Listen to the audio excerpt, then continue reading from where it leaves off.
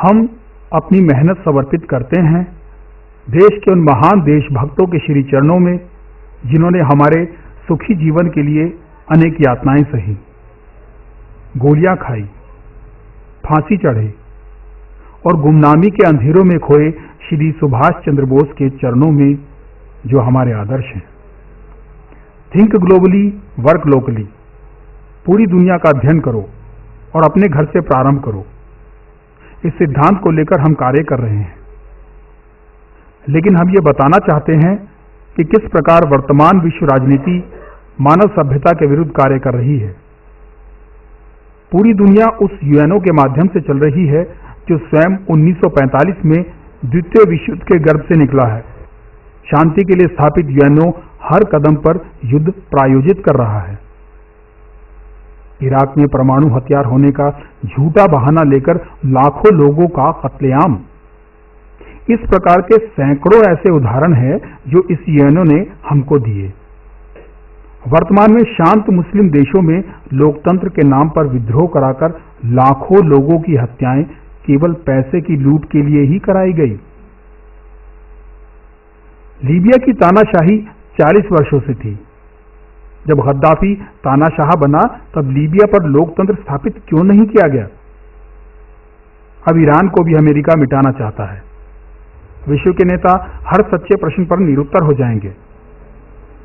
देश और धर्म की परिभाषा तक यूएनओ के पास नहीं है। यदि देश की परिभाषा होती तो दुनिया में 900 लोगों के समूह को देश की परिभाषा में नहीं रखा जाता। दुनिया में वेटिकन सिटी 900 लोगों का देश है, जिसका क्षेत्रफल मेरठ के माधवपुरम के क्षेत्रफल से कम है। यदि यूएनओ के पास धर्म की परिभाषा होती तो अमेरिका के राष्ट्रपति बराक ओबामा के धर्म पर विवाद ना होता, जो आज भी विवादित है। वर्तमान यूएनओ का मुखिया अमेरिका, जो स्वयं को ज्ञानी होने का भ्रम पाले है, यदि उसे अर्थशास्त्र का ज्ञान होता तो अपने बैंकों को रुपए 800% वार्षिक ब्याज लूटने की अनुमति ना देता। यही कारण था अमेरिका के सभी बैंकों के दिवालिया होने का तथा 30 करोड़ अमेरिकियों के कंगाल होने का भी। एक देश में एक व्यक्ति को 48 करोड़ रुपए वेतन तथा उसी देश में दूसरे व्यक्ति को 48,000 भी ना हो तो ये अर्थशास्त्र तथा समाजशास्त्र दोनों के विरुद्ध है। अमेरिका के चंद लोगों ने कंपनियां बनाकर 30 करोड़ अमेरिकियों को कंगाल कर दिया। 20 रुपए की वस्तु 2000 रुपए में बेचकर अपने ही समाज को लूटा। वहां खूनी संघर्ष जारी है। यदि अमेरिका को समाजशास्त्र का ज्ञान होता तो अमेरिका की महिलाओं को प्रति मिनट 43 बलात्कारों का सामना न करना पड़ता, जबकि वहां के समाज में सेक्स खुला है तथा विवाह और तलाक ATDM any time divorce machine पर होते हैं। वहां पति पत्नी का एक दूसरे पर विश्वास मिट चुका है। वहां स्त्री पुरुष संबंध केवल शारीरिक सुख के लिए होते हैं, समाज के निर्माण के लिए नहीं। अमेरिकी राजनेताओं को समाजशास्त्र का ज्ञान न होने के कारण अमेरिकी समाज मर रहा है। अमेरिका की मूर्खता और ताकत दोनों पूरी पृथ्वी के लिए खतरा बन चुकी हैं। भारत के महान राजनेता भारत को उसी रास्ते पर ले जा रहे हैं, क्योंकि उनका आका आज अमेरिका है। भारत के 4 कानून के विषय में मांगी गई सूचना के जवाब में भारत का संसदीय मंत्रालय ये लिखकर दे कि ये चारों कानून संसद में रखे भी नहीं गए हैं और चारों के चारों कानून हम पर लागू हैं। ये 4 कानून इस प्रकार हैं। वैट कानून, जिसके द्वारा देश में महंगाई बढ़ी। WTO कानून, जिसके कारण पूरी दुनिया की कंपनियां भारत को लूट रही हैं, खसोट रही हैं। डॉलर 16 रुपए से लेकर 53 रुपए तक पहुंच पड़ा। कारपोरेट खेती कानून, जिसके अंतर्गत विदेशी लोग 10,000 से लेकर 15,000 एकड़ के कृषि फॉर्म स्थापित कर रहे हैं, जबकि भारत के किसान की मेहनत से खरीदी हुई जमीन 65 बीघे से ज्यादा भूमि किसान से मुफ्त जबरन छीन ली जाती है। परमाणु कानून, जिसके अंतर्गत संसद के अंदर नोटों की गड्डियां उछाली गई। संसद में बहस व सांसदों को रिश्वत का आदान प्रदान परमाणु कानून के लिए नहीं हुआ। बल्कि सरकार के अल्पमत और बहुमत में आने के लिए सांसदों को वोट देने के लिए घूस दी गई। इससे लगता है कि हमारी संसद कानून नहीं बनाती, कानून भी यूएनओ से आयातित हो रहे हैं। शायद यही कारण है कि नेताओं की कोई योग्यता नहीं रखी गई। पूरे देश के लिए कानून बनाने वाले व्यक्ति अंगूठा छाप हों तथा एक मकान बनाने वाला व्यक्ति इंजीनियर की डिग्री प्राप्त हो। क्या मजाक है इस देश के साथ। कितने आश्चर्य की बात है कि भारत के विदेश मंत्री एस.एम. कृष्णा संयुक्त राष्ट्र की सभा में खड़े होकर भारत के स्थान पर पुर्तगाल का भाषण पढ़ते हैं। भारत के प्रधानमंत्री गृह मंत्री चोर हैं, उन्हीं के मंत्री कहते हैं। ये देश और देशवासियों के लिए शर्म की बात है। मनमोहन सिंह को ईमानदार बताया जाता है। हमारा बस इतना कहना है कि ईमानदार व्यक्ति के लिए दुनिया में केवल चौकीदार की नौकरी ही उपयुक्त होती है। पद तो योग्य लोगों के लिए सुरक्षित होने चाहिए। भारत का लोकतंत्र कितना बड़ा धोखा है, इसका प्रमाण मनमोहन सिंह है, जो विश्व के सबसे बड़े लोकतंत्र के सबसे बड़े ओहदे पर बैठे हैं। उन्होंने आज तक भारत में लोगों के माध्यम से ग्राम सभा की सदस्यता का चुनाव भी कभी नहीं जीता। है ना हमारा लोकतंत्र एक धोखा। भारत में योग्यता को मिटाना। भारत में जहां उन राजनेताओं की योग्यता शून्य रखी गई जिन्हें देश और समाज को दिशा देने का दायित्व दिया गया, वहीं समाज में भी योग्यता को मिटाने के लिए शिक्षा पद्धति को मिटाया जा रहा है। सीबीएसई बोर्ड की परीक्षा केवल इसलिए समाप्त की गई जिससे भारत का युवा पढ़ लिखकर विदेश में नौकरी ना प्राप्त कर सके, क्योंकि भारत में तो नौकरी रिश्वत और आरक्षण की भेंट चढ़ चुकी है। योग्यता के आधार पर कोई नौकरी है ही नहीं। अब सेंट मेरी डीपीएस में पढ़ने वाले बच्चों का भविष्य अंधकार में है, क्योंकि प्राइवेट संस्थाएं अपने बच्चों को झोली भर भर कर अंक देंगी और अभिभावकों को गुमराह करेंगी। ब्रिटेन जिसका अमेरिका कभी गुलाम हुआ करता था, आज वो अमेरिका का द्वारपाल बनकर रह गया है।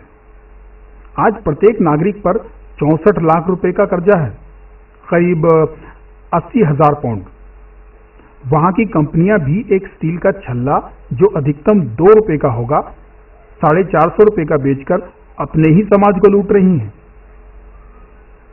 ब्रिटेन के 55% बच्चे अनाथ आश्रम में हैं, जिनके पिता का पता नहीं और माता ने स्वीकारा नहीं, क्योंकि वो बच्चे पालें या अपने पेट के लिए रोटी कमाएं।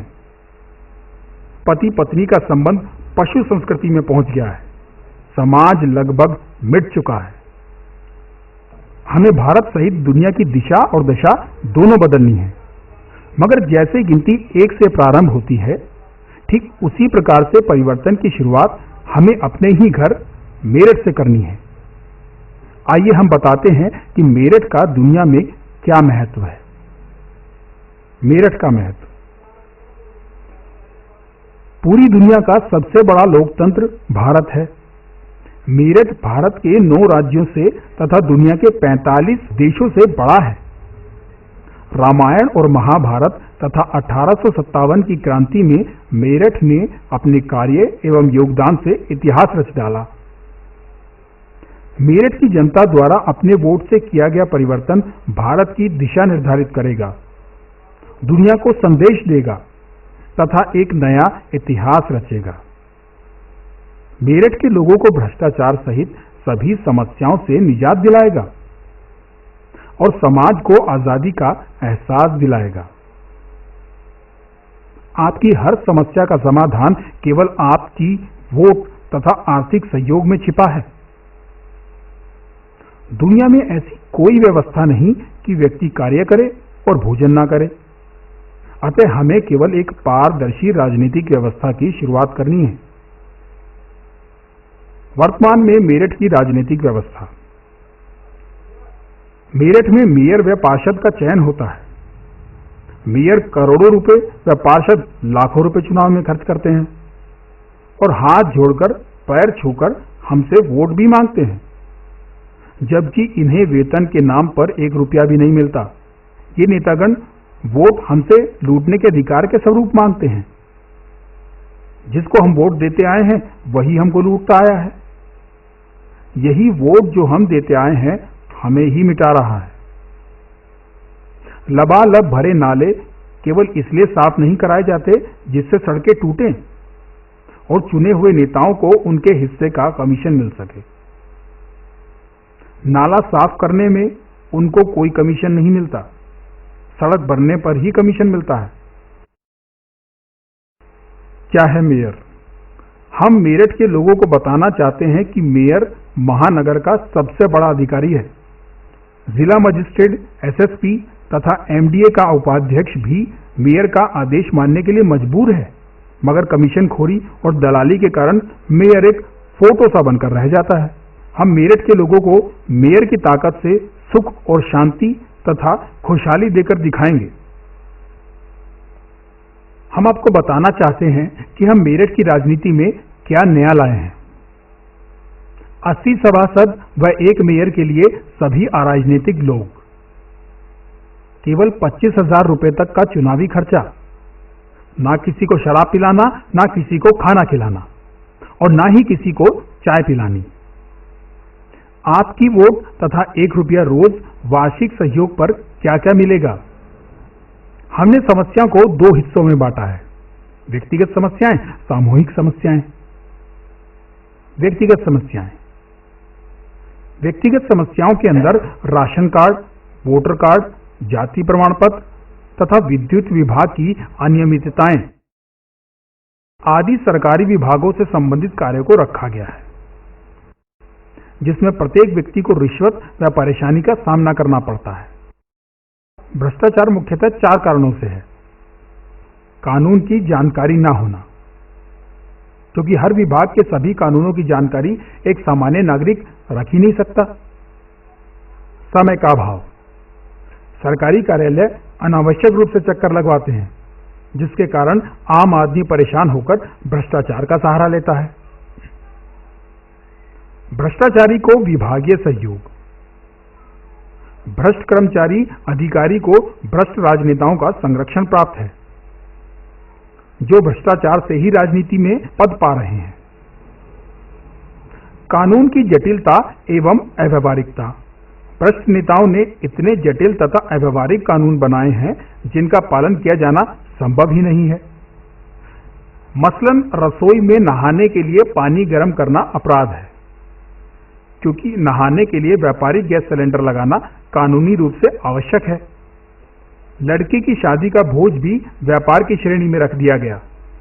लड़के की शादी में आयोजित बारात का भोजन भी इन्होंने व्यापारिक गैस से बनाने का आदेश दिया है, जबकि लड़की की शादी एक सामाजिक कार्य है, ना कि व्यापार।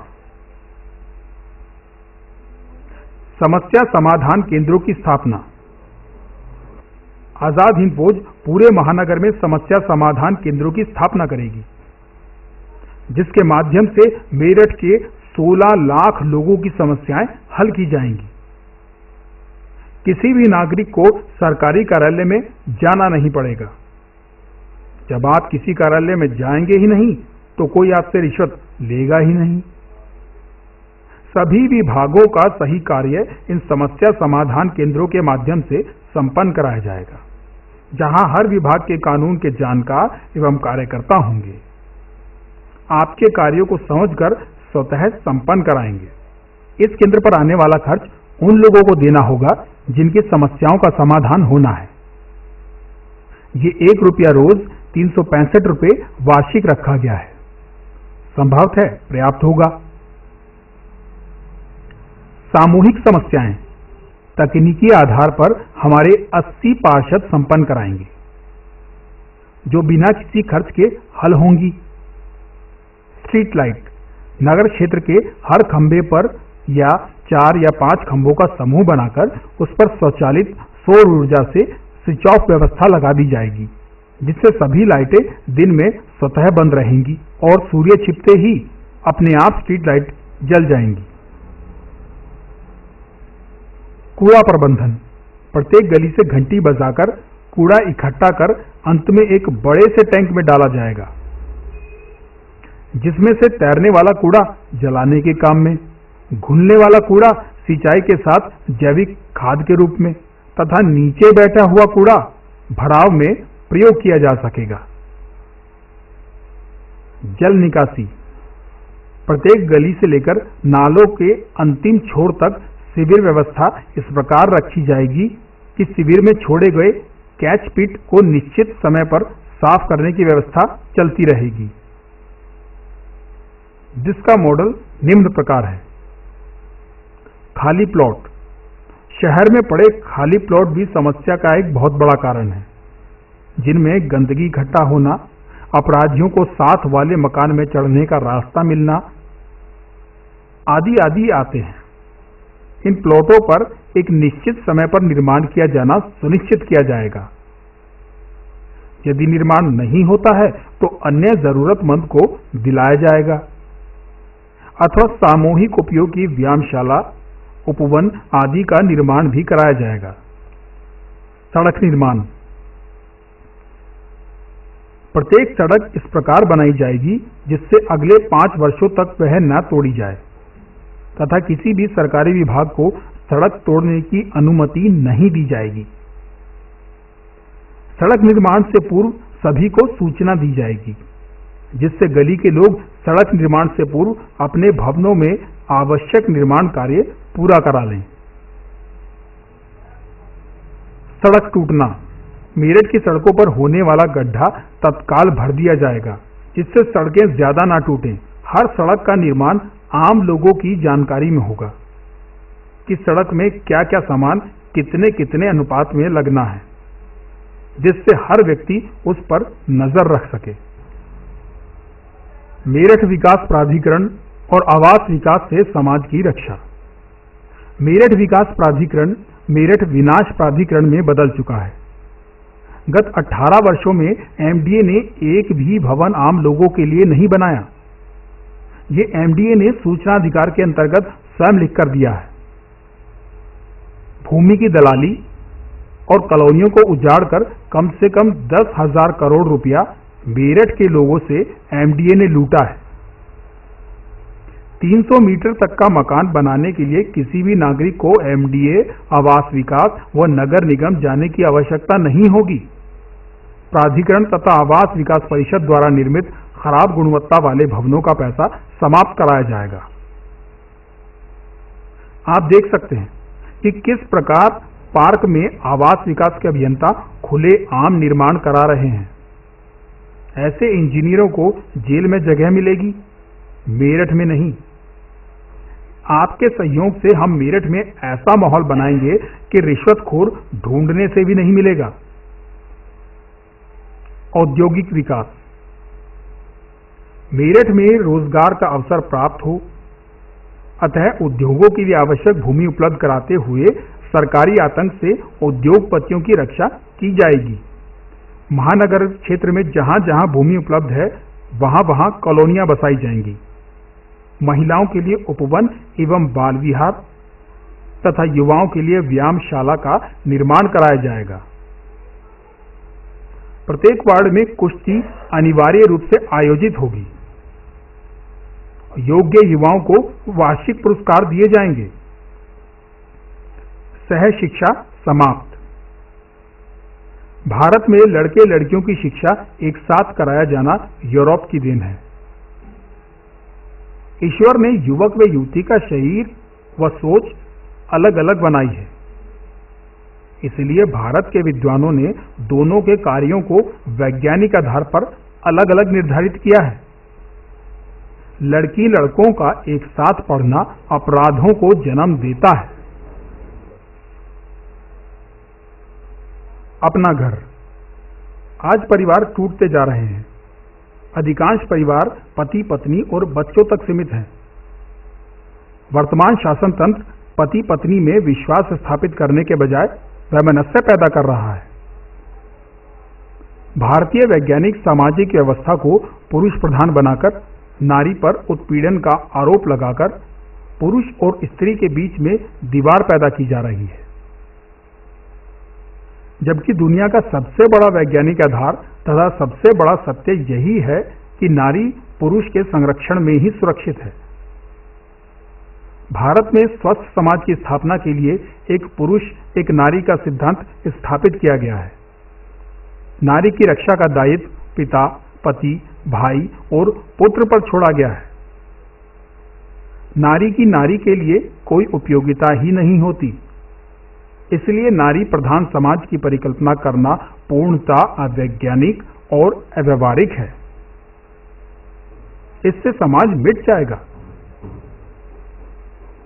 महानगर का कोई पुरुष, स्त्री व बच्चा रोटी के लिए अपराध ना करे, इसलिए सामाजिक स्तर पर ऐसे स्थलों का निर्माण होगा जहां व्यक्ति भोजन के समय जाकर भोजन कर ले तथा 3 घंटे कार्य करने के बाद उस भोजन का ऋण भी उतार सके। रोटी के लिए उसे अपराध ना करना पड़े। यहां रोटी, कपड़ा और मकान तीनों उपलब्ध होंगे। हर मोहल्ले में वरिष्ठ नागरिक सभाओं का गठन। कभी कभी एक छोटा सा गलत शब्द गोली में बदलकर एक बड़े अपराध को जन्म देता है। यदि समाज में समझदार लोगों को कुछ अधिकार समाज के हित में दे दिए जाएं, तो वे समाज को बहुत बड़ा लाभ पहुंचा सकते हैं, जिसे हमारी भारतीय व्यवस्था में पंच का नाम दिया गया है। ये व्यवस्था पुनः स्थापित की जाएगी, जिसे हमारी भारतीय व्यवस्था में पंच परमेश्वर का नाम दिया गया है। हिंदू मुस्लिम एकता। हिंदू और मुस्लिम दोनों समाजों में कुछ ऐसे तत्व हैं जो दोनों की भावनाओं को भड़काकर अपना राजनैतिक उल्लू सीधा करना चाहते हैं, मगर वास्तव में ये लोग अपने अपने समाजों के दुश्मन हैं। हमारा मानना है हिंदू जमा मुस्लिम बराबर विश्व शक्ति। महंगाई। एक आम आदमी अपने जीवन में सबसे महंगी वस्तु के रूप में मकान खरीदता है। हम ये मकान आधी कीमत पर उपलब्ध करा देंगे। 1000 रुपया प्रति वर्ग मीटर किसान को देने पर तथा आधी भूमि विकास में छोड़ने पर अत्यंत सुंदर कॉलोनी में 3000 रुपये मीटर में आवासीय भूखंड मेरठ के नागरिकों को उपलब्ध कराए जाएंगे। हमारी आर्थिक इकाई समाज को गुणवत्ता युक्त सामान बाजार भाव कीमत से कम मूल्य पर उपलब्ध कराएगी। महंगाई के मुख्यतः सबसे बड़े 3 कारण हैं। 1947 की तुलना में 1000 गुना टैक्स आज लूटा जा रहा है। डॉलर जो 1947 में 1 रुपये का था, 1968 में 4 रुपया 75 पैसे का था, 1991 में 16 रुपये का था, आज 53 रुपये का है। आप सोचो कि 53 रुपये का $1 है, तब 70 रुपये लीटर पेट्रोल है। यदि डॉलर रुपया बराबर हो जाएगा तो 70 रुपये का 53 लीटर पेट्रोल आएगा। ये सब दिल्ली की राजनीति का हिस्सा है, मगर हम आपको बताना चाहते हैं। अव्यवहारिक कानूनों को मिटाने के लिए राज्य सरकार एवं भारत सरकार के सत्ताधारी दलों के पास भेजना। जो कानून अव्यवहारिक हैं, जिनका अनुपालन संभव नहीं, उन कानूनों को मिटाने के लिए सत्तारूढ़ दल को भेजे जाएंगे। हमारी उपरोक्त बातों को आप कपोल कल्पित ना समझें, इसलिए हम ये बताना चाहते हैं कि आजाद हिंद फौज ने क्या किया है। माधोपुरम में जब लोगों ने सरकारी घर खरीदे, सोने लगा, उनकी बाकी की जिंदगी अब चैन और सुकून से अपने घर में कटेगी। मगर अधिकारियों की लापरवाही की वजह से उनका चैन और सुकून तो छिना ही, उनकी जिंदगी नर्क की तरह हो गई। अब इतने वर्षों बाद यहाँ के लोग उन अधिकारियों को अदालत में ले जाना चाहते हैं जिनकी वजह से उनकी जिंदगी से चैन और सुकून छिन गया।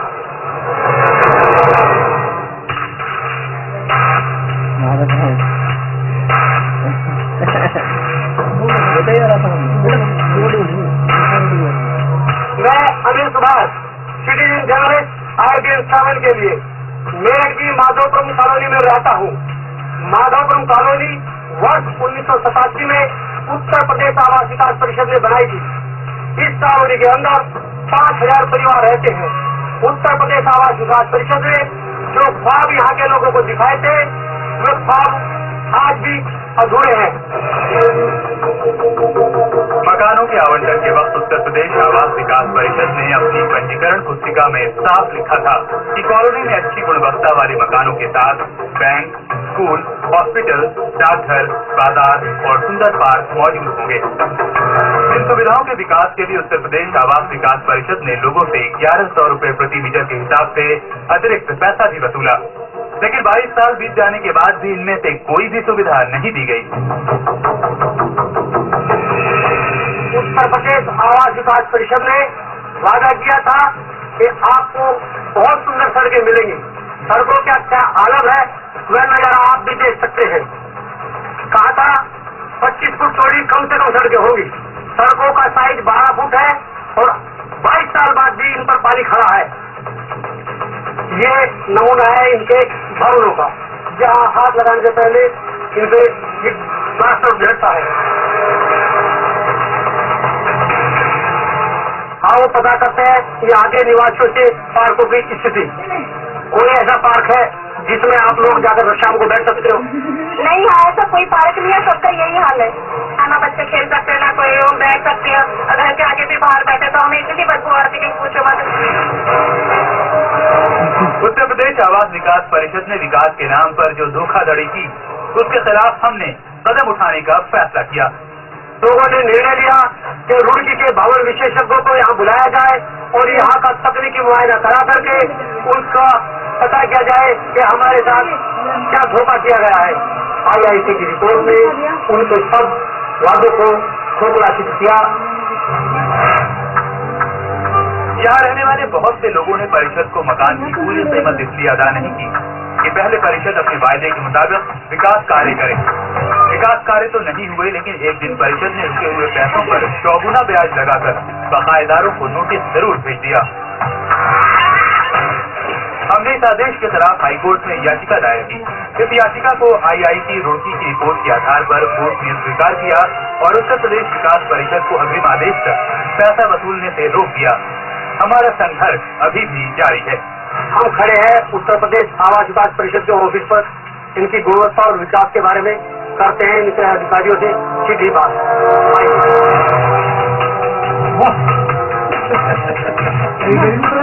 आप आ गए ना? आपको अपने भवनों की गुणवत्ता के बारे में जानकारी है? भवनों का अधिकतर का कब्जा हस्तगत हो चुका है। यदि आपके भवनों को लैंडर को छूते ही लैंडर नीचे गिरते हो तब आप क्या कहेंगे? नहीं, ऐसा होना नहीं चाहिए, गलत है। यदि आपको अभी दिखाया जाए ऐसा? नहीं, अगर ऐसा कोई है तो वो गलत है और वो नहीं होना चाहिए। लैंडर गिरते हुए आपको दिखाया जाए, इस बारे में आप अपनी योग्यता के बारे में क्या कहेंगे? कोई इस प्रकार के प्रकरण है, उस पर जांच हुई होगी तो वो कार्यवाही नियमानुसार की जा रही है। वो कार्यवाही नियमानुसार की जा रही है। कई वर्षों के संघर्ष के बीच आवास विभाग के अधिकारियों ने कभी अपनी गलती नहीं स्वीकारी। आए दिन शरण का कैमरा देखने के बाद अधिकारियों ने न केवल अपनी गलती स्वीकारी है, बल्कि दोषी अधिकारियों के विरुद्ध जांच चल रही है, इस बात का भी आश्वासन दिया है। माधोपुरम के विकास के लिए हमारा ये संघर्ष जारी रहेगा। मैं सिटीजन जर्नलिस्ट अनिल सुभाष, आए दिन शरण के लिए। ये जो BSNL का फिक्स फोन है, इसका किराया कानून कभी भी 250 रुपए प्रति माह नहीं रहा। आजाद हिंद फौज संगठन ने वर्ष 2003 में एक टेलीफोन लिया था। वर्ष 2005 में टेलीफोन डायरेक्टरी पढ़ने पर यह पता चला कि किराया कानून 120 रुपए प्रति माह का है। मेरठ BSNL के महाप्रबंधक चंद्रहास से जब ये पूछा गया कि कानून 120 रुपए का होते हुए भी बिल 250 रुपए क्यों वसूला जा रहा है, तो उनके पास कोई संतोषजनक उत्तर नहीं था। आजाद हिंद फौज ने इसके विरुद्ध जनहित याचिका 38,377 सन 2005 माह अक्टूबर में प्रस्तुत की, जिसके तुरंत बाद BSNL ने 1 जनवरी 2006 से 120 रुपए प्रति माह किराया लेना प्रारंभ किया। जो पैसा ज्यादा लिया गया था उसकी वसूली हेतु याचिका लंबित है। मेरठ गैस एजेंसी के मालिक अरुण जैन को 3.5 किलो गैस कम आपूर्ति करने के अपराध में जमानत करानी पड़ी। मुकदमा न्यायालय में विचाराधीन है तथा 9 वर्षों से सिलेंडर यथावत सुरक्षित रखा है। ये जो शराब का ठेका माधवपुरम में चल रहा है, ये आवासीय परिसर में है। इसके विरुद्ध धरना प्रदर्शन करने के बाद भी जब ये बंद नहीं हुआ तो माननीय उच्च न्यायालय में जनहित याचिका संख्या 51,539 सन 2007 में प्रस्तुत की, जो कि विचाराधीन है। ग्रेट इंडिया पैलेस एशिया का सबसे बड़ा मॉल विश्व की सबसे बड़ी महंगी जमीन पर बना है।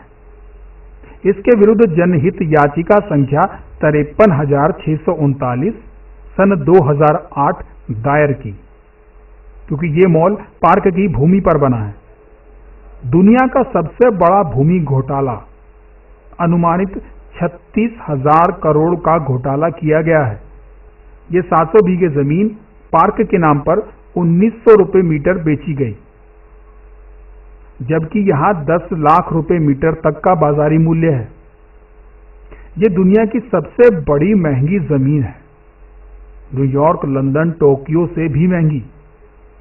ये सुशांत सिटी जो आप देख रहे हैं, इसकी भूमि किसानों से 30 रुपए मीटर में लेकर 1,650 रुपए मीटर में अंसल बिल्डर को बेचकर 450 करोड़ रुपए लाभ एमडीए खा गया। एमडीए से यह पैसा किसानों को दिलवाने के लिए किसानों की याचिका संख्या 22,712 सन 2010 माननीय उच्च न्यायालय ने स्वीकार की, अंतिम निस्तारण के लिए लंबित है। संगठन के द्वारा आपकी लूट डॉक्यूमेंट्री का निर्माण किया गया, जो ये बताती है कि किस प्रकार नेता व अधिकारी साठ-गांठ करके आपको लूटते हैं, खसोटते हैं। लड़की की लव मैरिज पंजीकरण की आयु 23 वर्ष की जाए, इस आशय का कानून बनाने हेतु प्रस्ताव भारत सरकार व स्थानीय संसद को 2010 में दिया गया। क्योंकि 18 वर्ष की आयु में लड़की को जीवन और समाज का ज्ञान नहीं होता, केवल समय सामयिक आवेश होता है। इससे कई प्रकार के अपराध भी रुकेंगे। माता पिताओं को अपनी बेटी की शादी का अरमान पूरा करने का अवसर प्राप्त होगा। 23 वर्ष के बाद लव मैरिज की संख्या घटकर 2% रह जाएगी। अधिवक्ताओं को अपनी हड़ताल और कार्य निलंबन वर्ष में 14 दिन तक सीमित करने का जनहित में सुझाव दिया गया।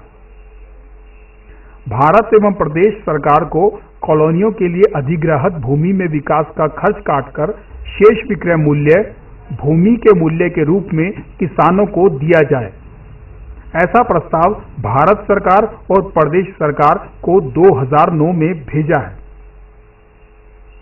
बीएड का शिक्षण एवं प्रशिक्षण मात्र 15,000 रुपए में कराने के लिए प्रस्ताव उत्तर प्रदेश सरकार को भेजा गया। रोडवेज बसों के समानांतर 20% कम किराए पर यात्रा सुविधा उपलब्ध कराने हेतु प्रस्ताव प्रदेश सरकार को वर्ष 2009 में भेजा। मेरठ के नागरिकों को आधी कीमत पर भवन उपलब्ध कराने के लिए मेरठ विकास प्राधिकरण को 2009 में प्रस्ताव भेजा गया, मगर अब ये कार्य आप लोगों की वोट की ताकत से किया जाएगा। अब देखते हैं आजाद हिंद फौज आपको क्या क्या लाभ पहुंचा रही है। माधवपुरम में नेताजी नेत्रालय एवं स्वास्थ्य सहायता केंद्र की स्थापना की है, जिसके माध्यम से आंखों का इलाज धर्मार्थ चिकित्सालयों से भी सस्ता, बिना चंदे, बिना दान के उपलब्ध है। विभिन्न प्रकार के रोग विशेषज्ञ संस्था के पर्चों पर 50% से लेकर 80% तक की छूट दे रहे हैं। एमआरआई, अल्ट्रासाउंड, सीटी स्कैन की जांच पर 25% से लेकर 50% तक की छूट सभी गरीब लोगों को बिना किसी सिफारिश व प्रमाण पत्र के उपलब्ध है। भारत की राजनीति। वर्तमान भारत की राजनीति झूठ से प्रारंभ होकर धोखे पर खत्म होती है। बांटो, लड़ाओ और लूटो के रथ पर सवार रहती है। इसको सिर्फ और सिर्फ आपकी वोट बदल सकती है। बस आपको अपनी वोट का सही प्रयोग करना है। हम ये बताना आवश्यक समझते हैं कि कोई कार्य तो केवल एक व्यक्ति द्वारा ही किया जा सकता है, दो के द्वारा नहीं। जैसे आईएएस की परीक्षा केवल एक व्यक्ति पास करेगा, दो व्यक्ति मिलकर नहीं। जिस कार्य को सुप्रीम कोर्ट, प्रधानमंत्री और राष्ट्रपति करने में असमर्थ हैं, उस कार्य को करने में आपकी एक वोट और 1 रुपया सक्षम है। और वो कहते हैं ना, बाप बड़ा ना भैया, सबसे बड़ा रुपया। यही आपका रुपया आपसे आपके जाति धर्म के नाम पर नेता लूटते हैं। हम आपको बताना चाहते हैं, भारत में हर गरीब लगभग 40,000 रुपए प्रति माह टैक्स व रिश्वत देता है। भारत में गरीब व्यक्तियों को 1 रुपए या 2 रुपए किलो राशन इसलिए दिया जाता है जिससे वो जिंदा रहे, मेहनत करता रहे और नेता उन्हें लूटते व लुटवाते रहे। हमारा कहना है, जाति धर्म की राजनीति, नेताओं की मौज, आपकी दुर्गति। अब हम ये बताना चाहेंगे कि आपकी वोट क्या क्या करेगी। मेरठ से एक इतिहास रचेगी, आपकी समस्याओं का समाधान करेगी, मेरठ का ऐतिहासिक विकास करेगी। मतदाताओं का आरोप मिटेगा कि बेईमान ही जीतता है, ईमानदार नहीं। बहुत लूट चुका देश हमारा, अब वतन लूटने ना देंगे। 65 वर्षों में लूटा पैसा तुमसे, तुमको लाकर वापस देंगे। जय हिंद। मेरठ भारत को, भारत दुनिया को राह दिखाएगा। जय हिंद, जय हिंद, जय हिंद, जय हिंद, जय हिंद, जय हिंद। आओ बनाए ऐसा भारत जिस पर हो हम सबको नाज। घूसखोरी का काम न हो, घूसखोरी का नाम न हो, अपराध की सोच न हो, जाति धर्म का भेद न हो, भाईचारे की बने मिसाल, दुश्मन के लिए बने मशाल, आतंकवाद का नाम न होगा, सांप्रदायिकता का काम न होगा, देशवाद की सोच मिटेगी, रोटी तो भरपेट मिलेगी। आओ हम ऐसे मिल जाए, सपनों का स्वराष्ट्र बनाए, ऐसा भारत बनाएंगे हम, दुनिया को राह दिखाएंगे हम, ऐसा भारत बनाएंगे हम, ऐसा भारत बनाएंगे हम, दुनिया को राह दिखाएंगे हम, दुनिया को राह दिखाएंगे हम। जय हिंद, जय हिंद, जय हिंद, जय हिंद। हम दुनिया को राह दिखाएंगे हम, ऐसा भारत बनाएंगे हम, ऐसा भारत बनाएंगे हम, दुनिया को राह दिखाएंगे हम, दुनिया को राह दिखाएंगे हम। सुभाष चंद्र बोस जिंदाबाद, सुभाष चंद्र बोस जिंदाबाद, आजाद हिंद फौज जिंदाबाद, आजाद हिंद फौज जिंदाबाद।